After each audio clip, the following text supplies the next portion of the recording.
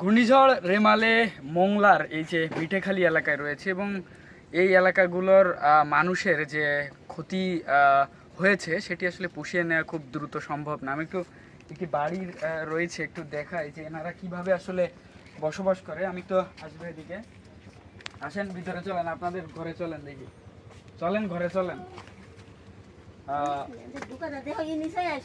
কিভাবে আসলে ঘরের ভিতরে ঢুকতে হয়, আপনি সোজা বডিটাকে সোজা করে আসলে ঘরের ভিতরে ঢোকা সম্ভব না, কাত হয়ে ঢুকতে হবে। এবং ঢোকার যে ইটা আপনি দেখেন যে কিভাবে আসলে এর মধ্যে বসবাস করছে।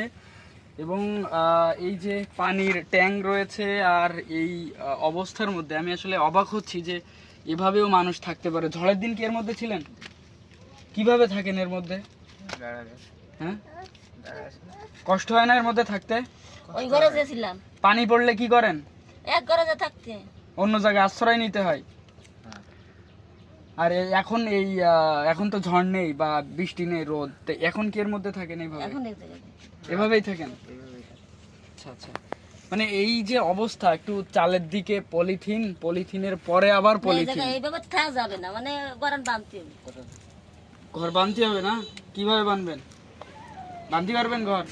না, যদি কেউ আমাকে ক্ষয়ক্ষতি হয়ে গেছে, যদি তিরানে কেউ সাহায্য দেয় কাছে নিতে হবে। আচ্ছা আচ্ছা, সংবাদ জানানো হয়েছে।